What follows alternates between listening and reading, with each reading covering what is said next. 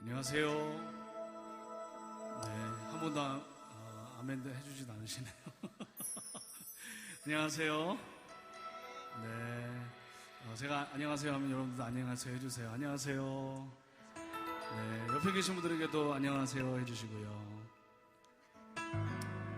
네, 좋은 저녁입니다. 또 이 저녁을 통해서 또 하나님 또 만나고 또 하나님의 그 사랑과 그 은혜를 또 경험하는 시간들이 되었으면 좋겠습니다. 오늘 전심으로도 주님 찬양할 텐데요. 우리 다 같이 자리에 일어나서 우리 주님을 찬양합시다.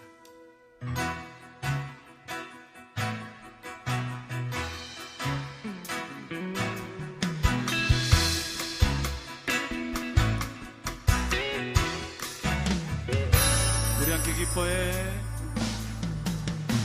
우리 함께 기뻐해. 주께 영광 돌리세. 어린 양의 혼인 잔치와 신부가 준비되었네. 우리 함께 기뻐해. 우리 함께 기뻐해. 주께 영광 돌리세. 어린 양의 혼인 잔치와 신부가 준비되었네. 할렐루야 전능하신 주가 다시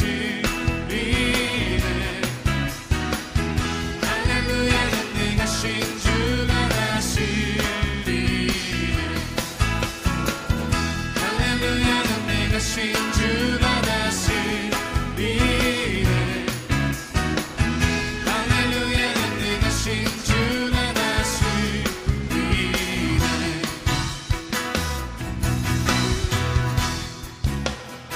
우리 함께 기뻐해. 우리 함께 기뻐해. 주께 영광 돌리세. 어린 양의 혼인 잔치와 신부가 준비되었네. 다시 한번 우리 기뻐해. 우리 함께 기뻐해. 주께 영광 돌리세. 어린 양의 혼인 잔치와 신부가 준비되었네. 할렐루야 전능하신 주가 다스리네. 할렐루야 전능하신 주가 다스리네. 할렐루야 할렐루야 전능하신 주가 다스리네. 주가 다스리네. 하신 주가 다스리네.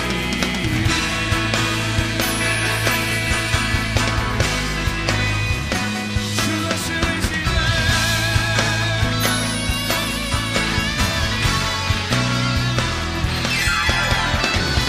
할렐루야 전능하신 주가 다스리네. 주가 다스리네. 하신 주가 다스리네. 다시 한번 할렐루야 전능하신 주가. 할렐루야 전능하신 주가 다스리네. 주가 다스리네. 하신 주가 다스리네. 자, 우리 목소리로 고백해볼까요? 할렐루야 전능하신 주가. 할렐루야 전능하신 주가 다스리네. 할렐루야 전능하신 주가 다스리네. 다시 한번 고백합시다. 할렐루야 할렐루야 전능하신 주가 다스리네. 주가 다스리네. 하신 주가 다스리네. 주가 다스리네. 주가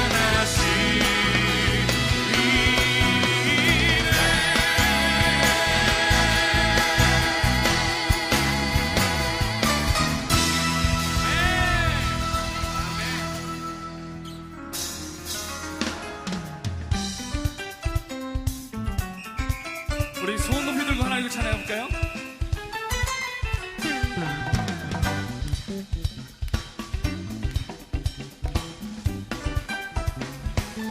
나의 슬픔은 주가 기쁨으로 변화시키시네. 참담할 수 없네.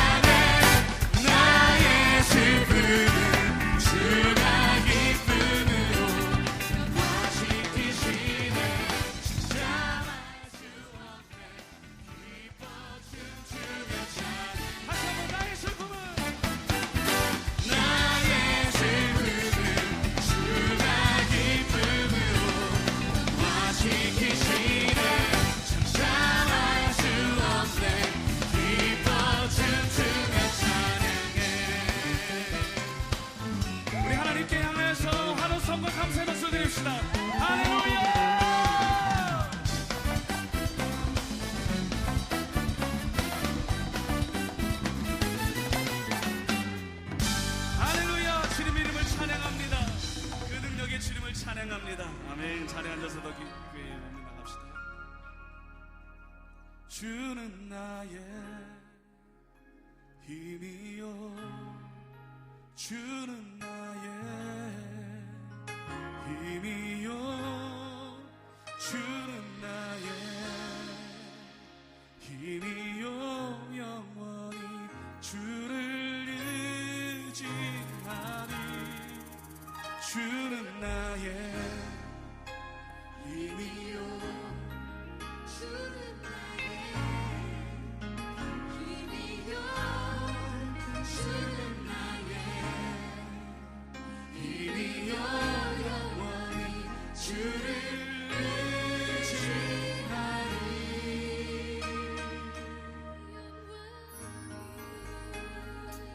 영원한 지금을 찬양합시다. 하늘 위에 주님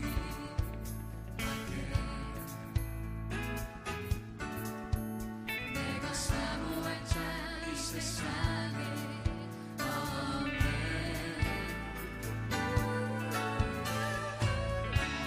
내 맘과 힘을 믿을 수 없네.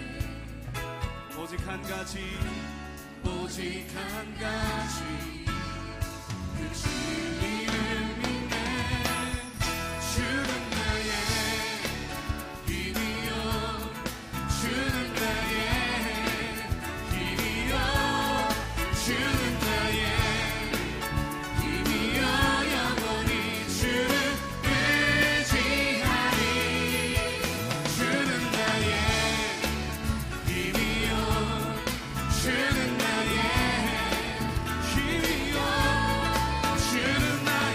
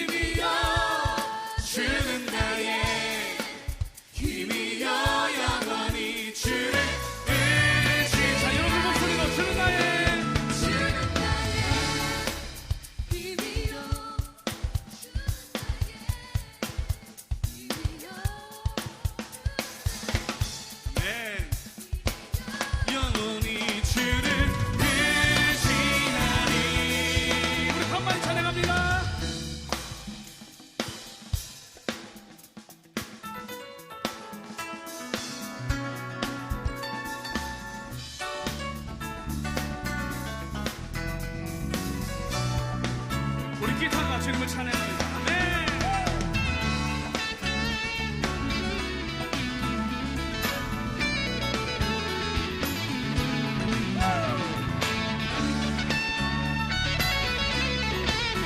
우리 퍼커션이 우리 주님을 찬양합니다.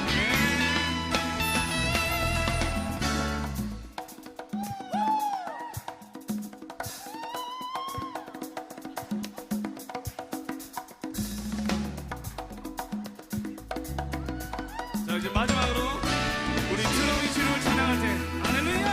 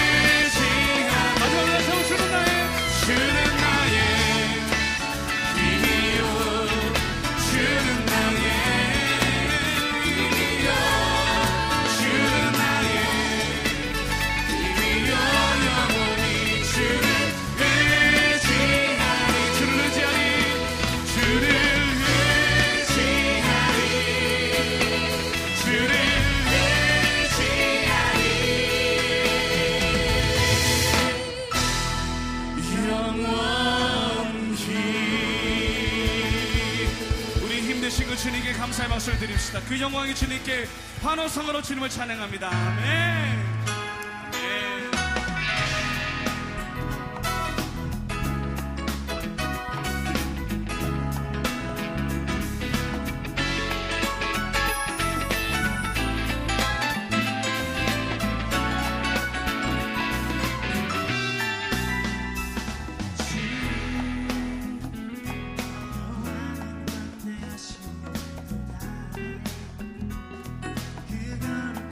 그거룩한 하나님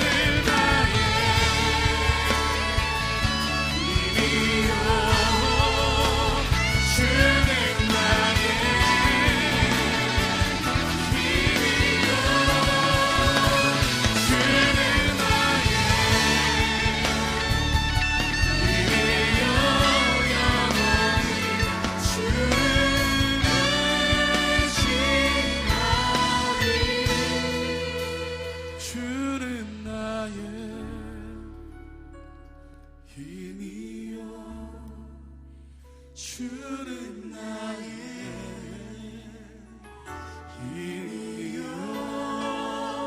주는 나의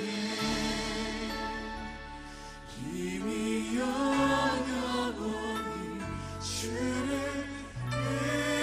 의지하리 주를 의지하리 주를 의지하리 주를 의지하리 주를 의지하리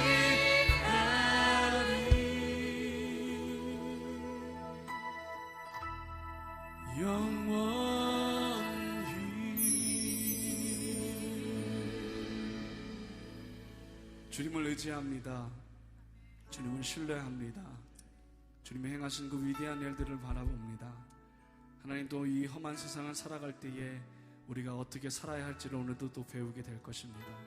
하나님, 우리의 삶의 모든 부분들이 새로워지게 하시고 또한 그 말씀을 통하여서 그 음성을 통하여서 그 은혜를 통하여서 하나님을 경험하게 하여 주십시오.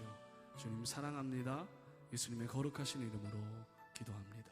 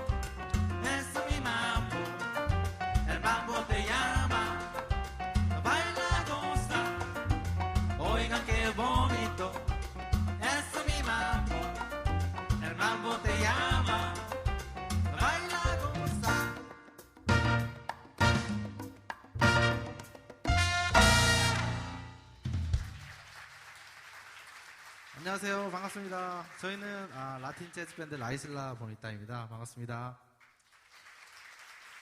네, 살짝 놀라셨죠? 예, 갑자기 예배 시간에 웬 생뚱맞게 이 라틴 음악이냐 이렇게 생각하실 수도 있겠는데요. 저희는 오늘 새신자 예배를 축하하고 또 이렇게 초청 받아가지고 여러분들과 함께 이렇게 즐거운 음악도 나누고 또 예배 안에서 또 저희가 들려드리는 음악으로 또 좋은 좀 교감이 있기를 이렇게 바라는 마음으로 연주를 했고요. 저희가 아름다운 섬이란 뜻이 있어요. 그래서 저희가 이렇게 계속 재즈와 라틴을 접목해서 연주하는 팀입니다. 다음 두 곡을 또 연속해서 들을 텐데요. 즐겁게 들어주시고 신나면 박수 이렇게 치시면서 들어도 됩니다. 예. 다음 곡 들려드릴게요.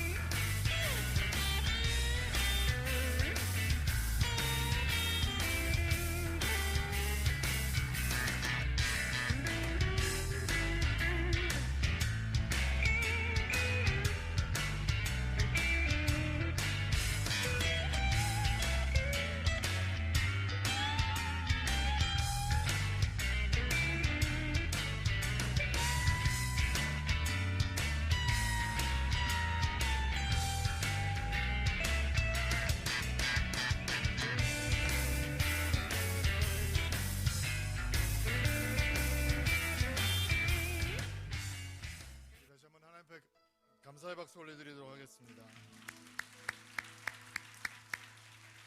우리의 마음과 귀를 즐겁게 해주신 우리 밴드에게 너무 감사를 드리고요. 드림 플러스 예배 오신 여러분들 주의 이름으로 환영합니다. 오늘 주보 받으셨나요? 네, 주보 받으셨는데 오늘부터 새로운 시리즈가 시작이 됩니다. 우리 기획팀하고 디자인팀에서 부탁드리는 건 주보를 버리지 말고 오늘부터 마지막 날까지 좀 모아주시면 감사하겠다라는 그 비밀은 마지막 주에 밝힐 수 있다고 얘기를 하니까 여러분들께서 기다리셨다가 이걸 차곡차곡 모으셨다가요. 이게 지금 몇 주짜리 시리즈죠? 제가 깜빡 잊어버렸어요. 6주? 7주짜리 어떻게 아시는 분들이 있네. 7주짜리 시리즈니까 6개를 모으고 7번째 여러분들에게 짠 서프라이즈를 해드린다고 하니까 모으셨다가 가져오시면 여러분들이 깜짝 놀랄 주보가 완성이 된다고 합니다. 기억하시고 버리지 마시고 잘 모으셨다가 오실 수 있게 되기를 바라고요. 오늘 하나님께서 저에게 주시는 말씀은 에베소서 6장 10절부터 18절 말씀인데 사실은 복음 패션을 입다라고 하는 시리즈로 저희들이 새롭게 진행을 하게 되는데 에베소서 6장에 나와 있는 하나님의 전신갑주라고 하는 개념을 패션이라고 하는 개념으로 바꾸어서 7개의 테마로 시리즈를 진행하려고 합니다. 저희가 매번 이 말씀을 읽지만 사실은 다른 말씀들과 함께 종합해서 볼 텐데요. 먼저 에베소서 6장 10절부터 18절까지 말씀 같이 한번 보겠습니다. 제가 먼저 읽을게요. 끝으로 주님의 크신 능력 안에서 강해지십시오.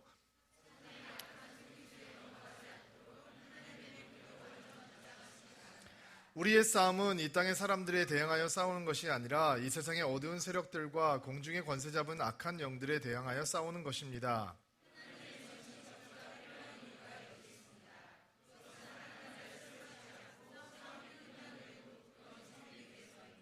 이제 여러분은 굳게 서서 진리의 허리띠를 띠고 가슴에 의의 흉배를 붙이십시오. 손에는 악한 자의 불화상을 막아낼 믿음의 방패를 드십시오.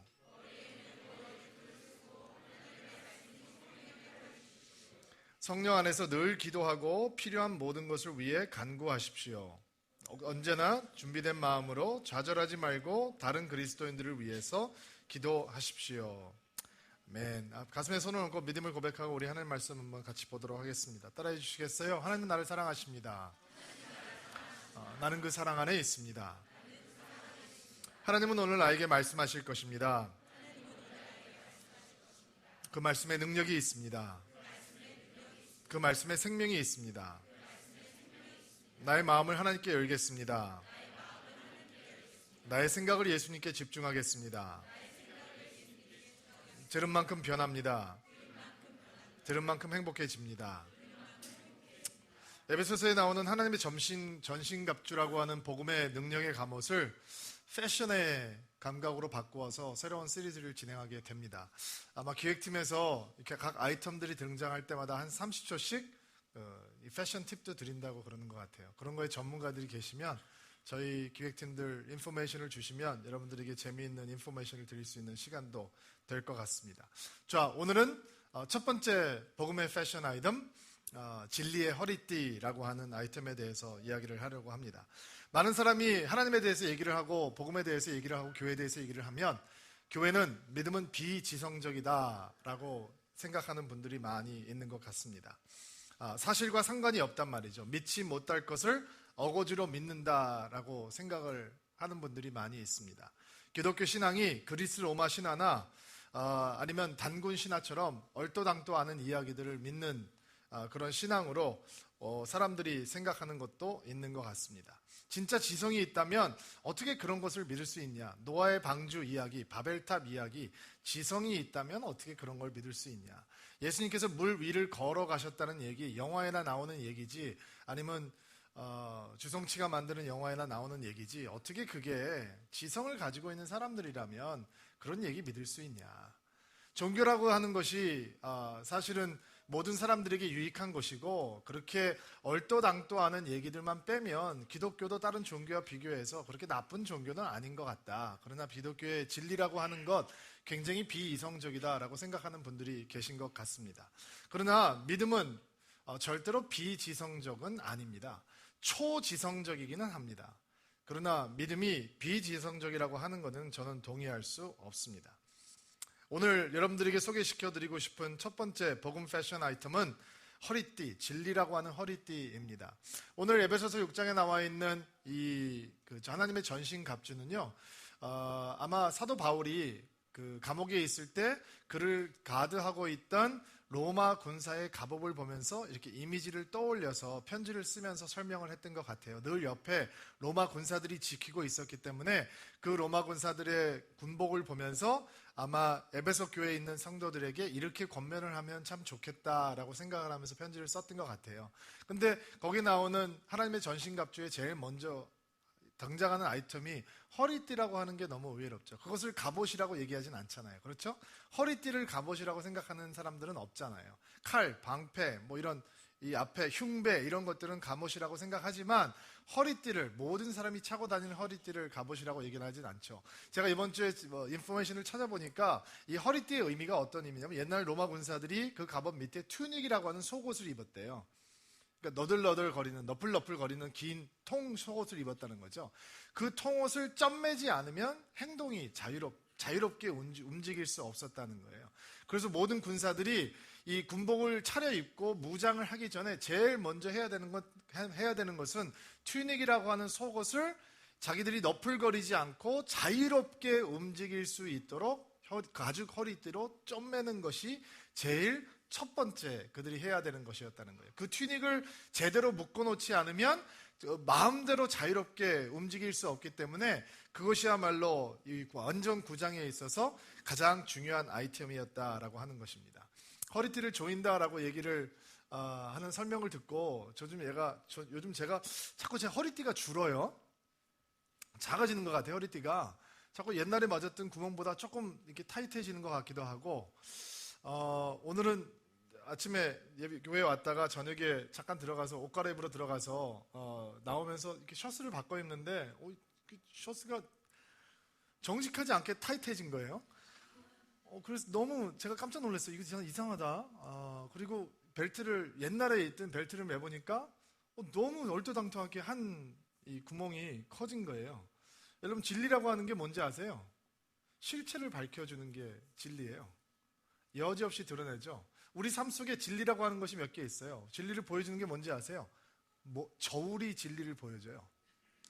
거기 올라가면 진리가 쫙 드러나죠. 몇 킬로인지. 또 진리를 보여주는 게 있어요. 뭔지 아세요? 거울이에요. 거울 쳐다보면 내 얼굴이 얼마나 긴지 여지없이 드러나죠. 또 진리를 보여주는 게 있어요. 청소년 자녀예요. 왜 청소년 자녀냐? 여러분, 애가 어리면 제가 어떻게 집에 들어가니까 문을 열기 전에 제가 이렇게 패스코드를 누르고 있는데 문을 열기 전에 저희 딸이 안에서 소리를 지르기 시작하는 거예요. 막둥이가. 내가 제일 좋아하는 남자가 지금 들어오고 있다 그러면서 이게 딸 키우는 맛이에요. 아들 키우는 사람들은 이런 맛을 잘 모르죠. My favorite guy in the world 그러면서 내가 제일 좋아하는 남자가 지금 들어온다는 거예요. 들어갔더니 너무 저를 반겨주는 거예요. 근데 첫째 딸도 그랬고 둘째 딸도 그랬어요. 근데 그들은 이제 그러지 않아요. 왠지 아세요? 티네이저가 됐어요. 티네이저가 된다면은 제 실체를 드러내줘요. 저는 제가 굉장히 쿨한 아빠라고 생각하는데 저희 딸들은 자기 친구들하고 우리 아내와 저에 대해서 얘기하면서 우리 아빠 엄마는 weird, 좀 이상해 라고 얘기를 하는 거예요. 그게 우리 실체겠죠. 또 있어요. 여러분, 우리가 어떤 존재인지 밝히 드러내주는 도구가 있어요. 툴이 있죠. 그게 누군지 아세요? 바로 예수님이라고 하는 진리예요. 성경은 예수님께서 나는 길이요 진리요 생명이다 라고 말씀을 해요. 우리가 굉장히 근사한 사람 같고 별 문제가 없는 사람 같은데 나를 만나면 실체가 안 드러나는데 예수님 앞에 서면 여러분이 어떤 존재인지 실체가 다 드러나 버린다며. 근데 그 실체가 우리를 고통스럽게 해요. 왜냐면 우리는 항상 우리 자신을 바라볼 때 진짜 내 모습보다 우리가 굉장히 괜찮은 사람이다라고 생각하기 쉽기 때문이죠. 그래서 예수님이라고 한 진리를 만나게 되면 대부분의 사람들은 수치스러워해요. 대부분 사람들은 그 예수님을 만날 때 도망가고 싶어해요. 그러나 너무 이상한 건 길이요 진리요 생명 대신 그 진리 대신 예수님께서 예수님의 제자들에게 너희가 진리를 알지니, 진리가 누구라고요? 예수님, 예수님의 가르침, 예수님의 삶, 예수님의 그 존재 자체가 진리인데 그 진리 대신 예수 그리스도를 우리가 온전히 알게 되면 너희가 어떻게 된다 그랬죠? 자유하게 될 거다라고 얘기를 해요. 너무 이상하죠? 로마의 군사들이 자기의 몸을 자유롭게 움직이기 위해서 제일 먼저 해야 됐던 거는 너풀거리는 튜닉을 가죽 허리띠로 묶는 거였어요. 그렇지 않으면 자유롭게 움직일 수가 없었어요. 예수님께서 제자들에게 가르치면서 너희가 진리를 알지니 그 진리를 알게 되면 너희가 어떻게 될 거라고요? 자유롭게 된다라고 설명을 하고 있어요. 너무 이게 릴레이션십이 두 패시지 가운데 커넥션이 잘 되지 않아요? 군사가 자유롭게 움직이기 위해서 허리띠를 매야 되는 것처럼 여러분과 제가 복음의 진리의 허리띠를 매면 우리의 영혼이 자유로워진다는 말이죠. 진리를 향해서 여러분들이 어떤 센티멘탈리즘이 좀 없어지시면 좋겠어요. 오늘 그 진리가 여러분 안에서 여러분께서 진정히 깨달을 수 있는 진리가 되기를 바라고 하나님께서 얘기하시는 정말로 자유로움이 어떤 것인지 배워볼 수 있는 귀한 시간이 되기를 바랍니다. 너희가 진리를 알게 될 것이니 진리가 너희를 자유롭게 할 것이다. 예수님께서 우리가 두 가지가 필요한 사람이라는 걸 알려주신 거예요. 우리는 진리가 필요하고 우리는 자유가 필요하다라는 거죠. 이렇게 얘기하면 목사님 저 자유로운데요? 얼마나 자유로운지 한번 오늘 하나님 말씀을 통해서 한번 살펴보기를 바랍니다. 마태복음 8장 말씀을 좀 같이 보려고 하는데요. 마태복음 8장 말씀 31절 32절 말씀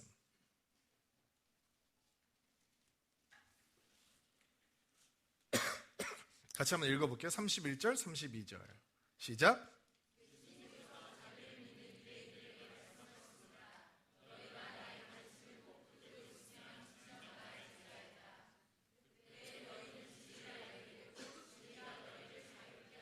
자, 우리가 진리라고 하는 허리띠에 대해서 이야기를 하고 있는데 그러면 진리가 무엇이냐? 예수님이라고 제가 말씀을 드렸고 너희가 나의 가르침을 꼭 붙들고 있으면 예수님의 가르침이 바로 진리이죠. 그것을 붙들고 있으면 진정한 예수 그리스도의 제자라는 것입니다. 여러분, 예수님이라고 하는 진리가 우리에게 자유를 가져다 주시는데 오늘 과연 예수님의 진리가 우리가 진리의 허리띠라고 하는 것을 매면 우리에게 어떤 자유가 임해오는지 제가 여러분들에게 5가지로 정리를 해드릴 텐데 하나씩 보면서 여러분들께서 과연 내가 진정으로 자유로운 존재인가, 참 자유를 누리고 있는가 한번 생각해 보시기를 바랍니다. 첫 번째, 진리를 알게 되면 예수 그리스도라고 하는 진리를 우리가 알게 되면 그분의 진리로 우리 인생의 허리띠를 매게 되면 우리는 거짓 마스터라고 하는 거짓 주인으로부터 자유를 누리게 됩니다.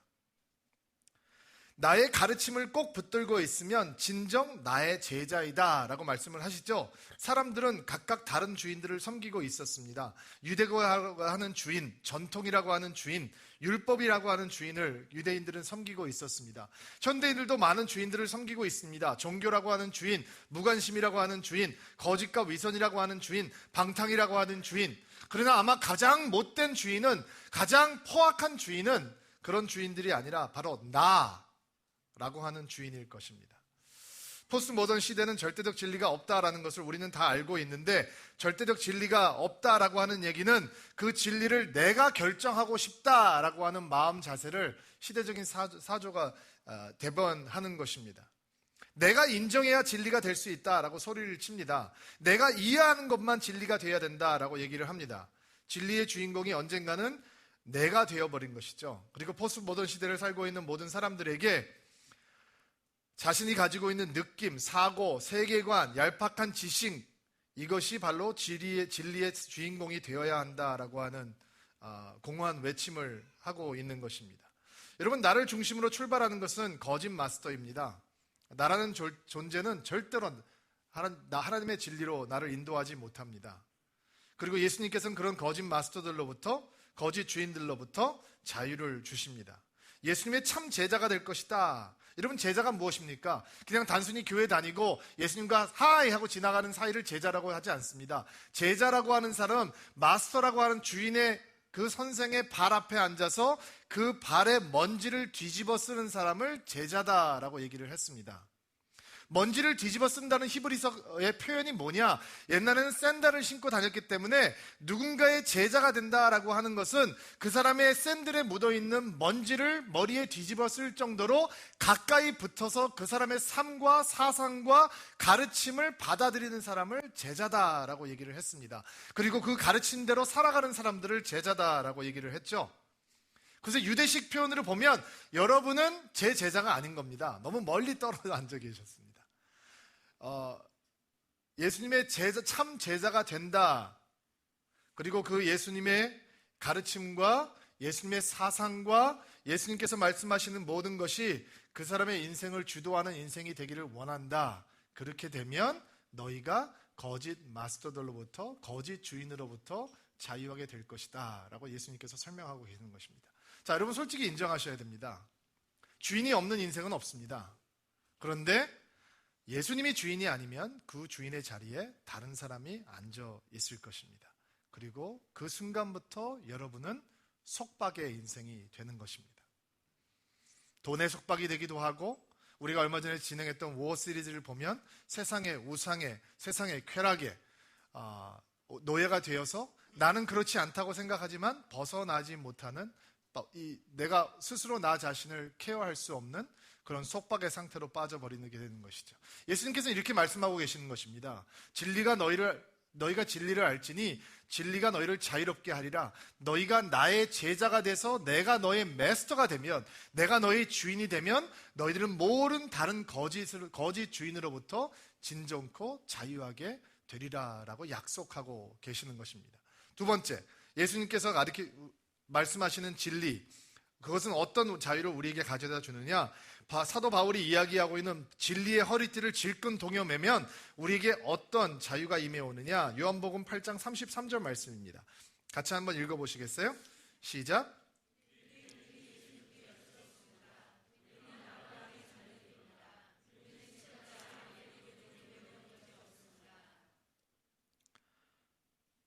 그런데 어떻게 당신은 우리가 자유롭게 될 것이라고 말합니까? 거기까지가 33절 내용입니다.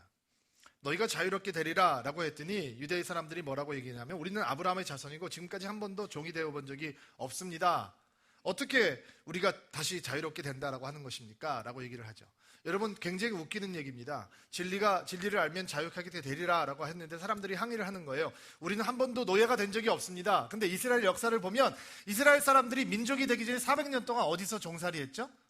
이집트에서 종살이 했단 말이에요. 지금 이게 1세기인데, 서기 1세기인데 주 1세기가 된 건데, 여러분 BC 722년에 북이스라엘 왕국이 아시리아에게 멸망해요. 그리고 수많은 사람들이 노예로 잡혀간단 말이죠. 종이 된 적이 없다는 거예요. 586년에 남왕국 유다가 바벨론에 의해서 완전히 파괴되고 모든 귀족들과 왕들과 존귀한 사람들이 다 바빌론으로 포로로 잡혀갔어요. 말이 좋지, 무슨 말로 다시 번역하면 될까요? 노예로 잡혀간 거예요. 이 예루살렘 땅에는, 유다 땅에는 천하디 천한 사람들만 포도원 지키라고 남겨놓고 존귀한 사람들, 배운 사람들은 다 데리고 갔단 말이에요. 근데 이 사람들은 뭐라고 얘기했어요? 우리는 아브라함의 자손입니다. 족보 자랑하면서 우리는 한 번도 노예가 된 적이 없습니다 얘기하는 거예요. 이게 뭐예요? 무식한 거죠. 무지한 거예요. 예수님의 진리가 우리를 어디로부터 자유하게 해주냐? 영적인 무지로부터 자유하게 해줘요. 진리의 허리끈을 질끈 동여매면 영적인 무지로부터 우리가 자유할 수 있다라는 것입니다. 여러분, 요즘도 별로 달라진 것이 없어요. 이스라엘 사람들과의 항변과 별로 달라진 게 없어요. 예수님 믿고 죄사함 받고 구원 받으세요 라고 얘기하면 사람들이 발끈해요. 왜 내가 죄인이야? 나만큼만 살아보라 그래. 나는 법 없이도 사는 사람이야 라고 얘기를 해요. 그러면서 파고 들어가면 털어서 먼지는 안 나오는 사람이 어디 있어? 라고 소리를 질러요. 영적으로 너무 무지하죠. 믿긴 뭘 믿어? 내가 나를 믿고 말지. 내가 내 주먹을 믿고 말지. 내 힘을 믿고 말지. 내 친구들을 믿고 말지. 다 영적으로 무지해서 그런 것이죠. 예수님을 알지 못하면 이런 영적인 무지 속에 갇히게 돼요. 무신앙은 영적인 무지를 만들어내죠. 그러나 예수 그리스도를 알게 되면 우리가 그 무지를 벗어나는 참 자유를 누리게 된다라는 거예요. 너무 이상하죠? 공부를 많이 한 사람이 자유로운 사람이 아니에요. 공부를 많이 해도 영적으로 무지할 수 있잖아요. 제 멘토셨던 목사님은 항상 어머님에 대해서 이렇게 간증하셨어요. 그 어머님이 옛날 분이시니까 어머님이 이 학교 교육을 제대로 못 받으신 분이에요. 그래서 그 어머님에 대해서 추억하시면서 제 멘토 되신 목사님이 이렇게 얘기하셨어요. 우리 엄마는 국민학교밖에 안 나오셨어. 근데 우리 엄마는 지혜로우셨어. 우리 엄마는 성경을 매일매일 읽으셨는데, 성경을 그냥 찢어지도록 성경을 많이 읽으셨는데, 그 엄마는 너무너무 지혜로운 분이셨어. 여러분, 공부를 많이 했다고 지혜롭나요? 그래서 우리가 흔히 세상에서 사고치는 사람들, 우리의 마음을 분노케 하고 아프게 하는 사람들이 그렇게 무식하고 무지한 짓을 하는 건가요? 못 배워서 그런 거 아니잖아요. 왜 그러죠? 영적으로 무지해서, 무지함 속에 갇혀 있으니까 무신앙 속에 빠지게 되고, 무신앙 속에 빠지게 되니까 무지함 속으로 들어가는 게 되죠. 예수 그리스도라는 진리를 알게 되면 영적인 부지로부터 자유할 수 있다라는 것입니다. 자, 세 번째, 예수님께서 우리에게 가르쳐 주시는 진리는 과거로부터 우리를 자유하게 해준다라는 것입니다. 과거의 망령으로부터 우리를 자유하게 해줍니다. 33절 말씀 다시 한번 읽어볼게요. 34절 조금 아까 읽었는데 끝까지 다 읽어주세요. 시작.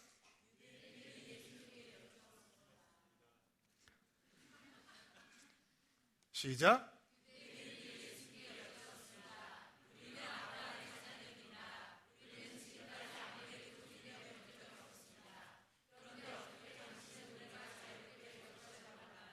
자, 그들은 과거의 망령에 붙들려 있습니다. 아브라함이라고 하는 상징적인 인물을 하나 붙들고 신앙이 아닌 아집 속에 살고 있는 것입니다.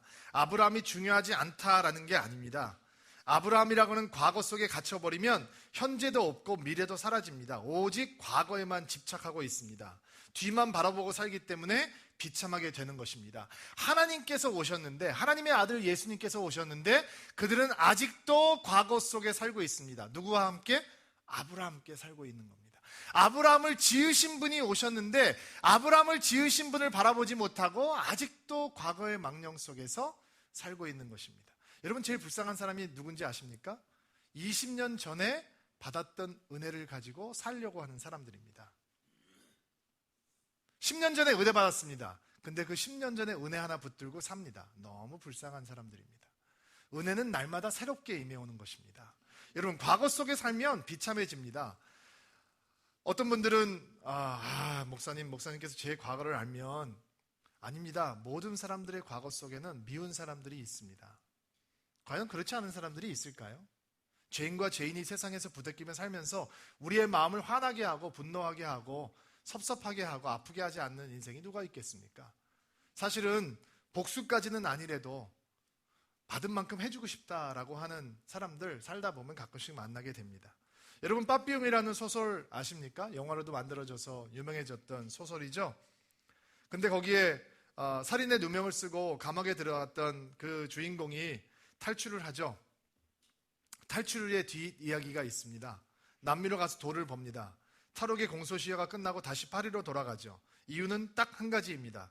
자신의 젊은 시절을 빼앗아간 그 검사, 자기에게 누명을 씌워서 그 감옥에 집어넣었던 검사에게 복수하기 위해서 파리로 돌아갑니다.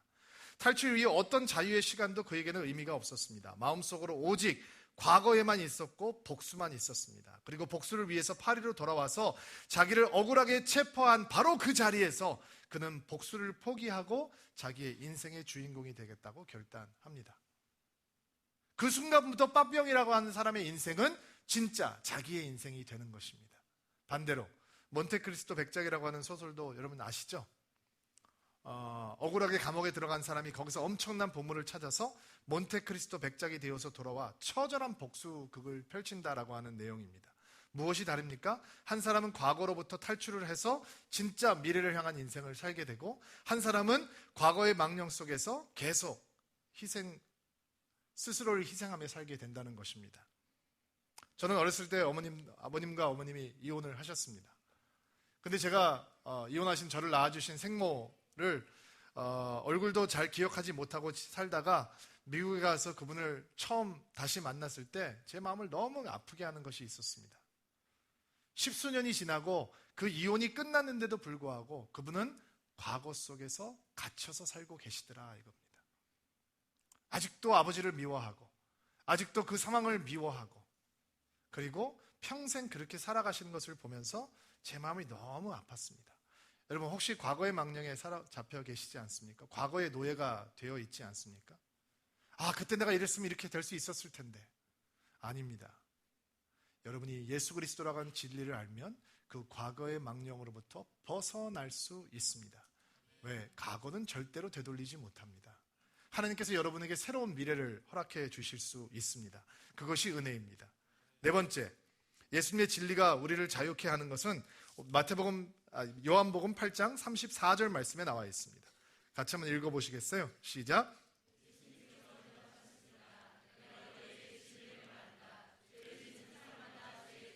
죄를 짓는 사람마다 누구의 종이다? 예수님이라고 하는 진리를 알게 되면 죄라고 하는 것으로부터 벗어날 수 있는 자유를 누리게 된다라는 것입니다. 우리에 대한 진실은 우리가 해결할 수 있는 죄의 문제가 있다라는 것이죠. 죄를 계속 짓다 보면 벗어날 수 없는 올무에 빠지게 되고 그것이 죄의 노예가 되는 근거가 되는 것입니다. 지속적으로 죄를 짓는 이유는 죄의 자기 중심성이 있기 때문이에요. 하나님을 기쁘시게 하는 것보다 당장 나를 만족하려고 하는 자기 중심, 삐뚤어진 자기 애가 죄를 벗어나지 못하게 합니다. 그래서 그 죄는 폭군과 같고 통제가 불가능하다라고 생각할 수가 있습니다. 죄의 노예가 됐다, 불쾌하죠? 근데 예수님께서 너희는 진리를 알지니 진리가 너희를 그 노예된 죄로부터 자유롭게 하리라 라고 약속하고 계시는 것입니다. 여러분, 예수님께서 우리를 어떻게 죄로부터 자유하게 하시느냐? 요한복음 12장을 보면 죄를 짓다가 예수님 앞에 잡혀온 여인이 하나 있는데 가늠하다 현장에서 잡힌 여인이었습니다. 그 당시 율법에 따르면 그 여인은 돌로 쳐 죽여야 합니다. 근데 예수님께서 이렇게 말씀하십니다. 죄가 없는 자가 먼저 이 여인에게 돌을 던지라. 그리고 사람들이 양심의 가책을 받아서 다 돌을 던지지 못하고 사라져버렸습니다. 그게 끝이냐? 아닙니다. 진짜 스토리는 그때부터 시작됩니다. 너를 정죄하던 사람들이 어디 있느냐? 주님, 없습니다. 그래, 그럼 잘 됐구나. 다음부터는 걸리지 마라. 그게 예수님의 스토리의 진행 방법이 아니잖아요. 너를 정죄하는 자가 어디 있느냐? 네, 주님, 없습니다. 아, 그래? 그러면 나도 너를 정죄하지 아니하노니 가서 다시는 죄를 짓지 말라. 내가 너를 정죄하지 아니하노니, 내가 너를 용서하노니 이제는 가서 다시는 죄 짓지 말라. 사람이 어떻게 죄로부터 자유로워집니까? 하나님의 용서가 임해오면 죄로부터 자유로워지는 것입니다. 죄의 권세보다 용서의 권세가 더 강하기 때문입니다. 너희가 진리를 알지니 진리가 너희를 자유롭게 하리라. 예수 그리스도라고 하는 참 진리가 우리에게 용서라고 하는 선물을 가져다 주시고 죄악의 권세보다 더 큰 권세가 우리를 죄악으로부터 풀어주신다라는 것입니다. 마지막입니다. 우리가 진리라고 하는 허리띠를 굳건하게 매면 어떤 자유를 누리게 되느냐? 35절, 36절 말씀 읽어주시겠어요? 시작.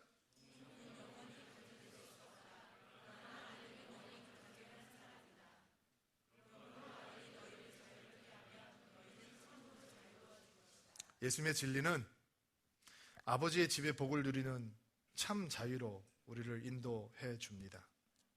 하나님의 가족이 되게 하는 자유를 준다는 것입니다. 아들이 너희를 자유롭게 하면 너희는 참으로 자유로워지리라.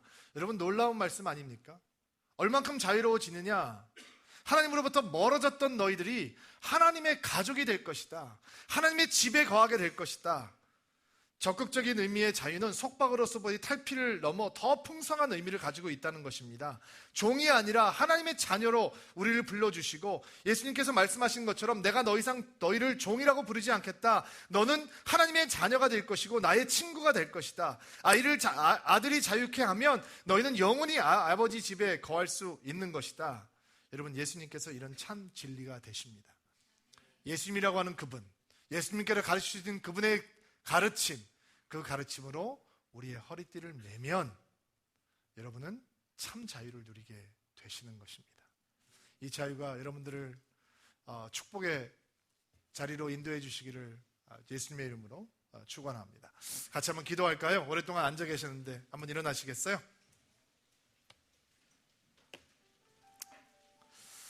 자, 오늘 여러분은 복음의 패션 첫 번째 아이템, 진리의 허리띠를 배우셨습니다. 이번 한 주간 예수 그리스도라고 하는 진리로 여러분의 삶을 동여매시고 하나님께서 주시는 진정한 자유 가운데 거하는 일주일이 되기를 주의 이름으로 축복합니다. 같이 한번 기도합시다. 하나님, 주의 말씀을 또 아멘으로 받았습니다. 그리고 주의 말씀을 또 한 주간 동안 묵상하고 살아가기를 원합니다. 하나님께 주신 진리를 통한 자유라고 하는 선물, 그 선물을 만끽하고 돌아올 수 있도록 도와주시고 방종이 아닌 순종으로 인도하는 자유를 누리게 도와주시옵소서. 예수님의 이름으로 기도하옵나이다. 아멘. 앉아주시고요. 오늘 드림플러스면 특별 헌금이 있는 시간인데 우리 연주를 들으시면서 특별한 헌금 드리도록 하겠습니다.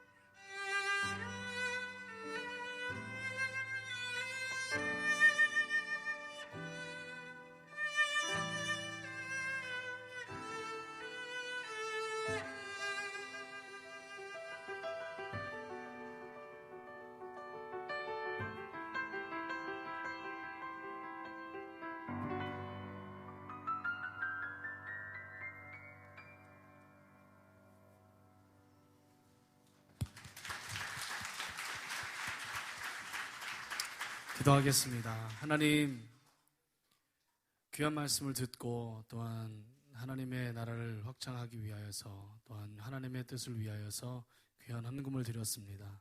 하나님, 이 헌금이 쓰여지는 데마다 하나님의 나라가 임하게 하여 주시고 그곳에 하나님의 축복이 있게 하여 주시며 또한 헌금한 모든 사람들에게 하나님의 기름 부심이 있게 하여 주시옵소서. 한 주간을 잘 보내게 하시고 진리의 허리띠를 메고 살아가는 인생, 그리고 전신갑주를 가지고 살아가는 인생이 될 수 있도록 또 한 주간을 또 배운 대로 또 살아가는 인생이 될 수 있도록 도와주시옵소서. 예수님의 거룩하신 이름으로 기도합니다. 아멘. 우리 하나님께 감사의 박수 드리겠습니다.